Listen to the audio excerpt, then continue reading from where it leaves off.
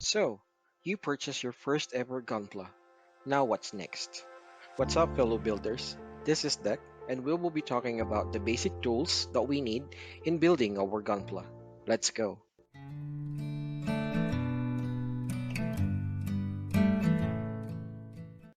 Let's start up with the most needed and basic tool, the side cutter. This costs around 99 pesos, roughly $2. We use this to cut away the parts from the runners. Guys, please stop using your nail cutters. It won't do good to your gunpla. The most common brand in the market is the Plato side cutter. Next is another side cutter, an upgraded version, the Nanya side cutter, or also known as the poor man's god hand side cutter. This side cutter is very sharp indeed and is able to make really clean, precise cuts. It costs around 400 to 500 pesos, roughly 8 to 10 US dollars. This is also essential when building our gunpla, the hobby knife. This is being used for delicate, precision cutting, trimming, and stripping. Best to use in removing excess plastic parts on our gunpla. There are many kinds of blades available in the market, but I suggest the generic one for general use. Next are the soft sanding files. These are important because we use this to sand the excess plastic parts and to make it smooth. In my case, I'm using 400, 600, and 1000 grits. I'm just doing this myself. I'll teach you how. What we need is a double-sided adhesive tape, the one with the foam in it. Next, we need a popsicle stick so we can stick the double adhesive tape and the files to it. Lastly, we need the files that we will be using. It's up to you what grits you want to use, but don't use too rough sandpapers. This way, it is more cheaper compared to purchasing soft hobby file sponges. Next is the nail buffer. We use this to buff the plastic parts after sanding it to give a smooth shine. Here's my trusty old buffer.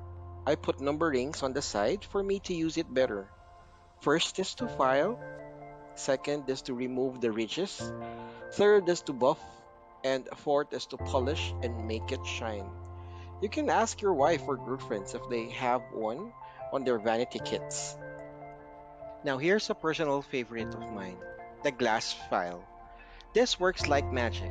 I use this to file, buff, and yes, it even gives an extra shine as well for the plastic parts I'm working on. For me, using this tool saves me a lot of time and effort in sanding and buffing a part. Here's another thing that we can use. What I have here is a Faber-Castell 0.05 mm charcoal mechanical pencil. This is good for panel lining, especially for the white plastic parts. I also use this sometimes when I'm weathering my kits. I also use this black Unipen 0.5 mm as a panel lining tool like the mechanical pencil. We can use this as an alternative to the Tamiya accent colors. If you have a little extra, you can upgrade it and purchase this Tamiya panel line accent color for panel linings. Use the color gray for the white parts, then color brown for yellow and red parts, and color black for all the other colors. If you want, you can also purchase Gundam pens. They come in lots of forms, the regular tipped ones, fine tipped ones, and the real touch line. These are also used for panel lining. And lastly, if you want, you can also use the Condom Markers. They come in almost all colors. I use this in patching up the colors of the plastic parts. Those are the tools I'm using, and I hope you got something from this video. Please like, subscribe, and hit the notification bell button to be updated with my upcoming videos. Once again, my fellow builders, this is Deck, and thanks for watching.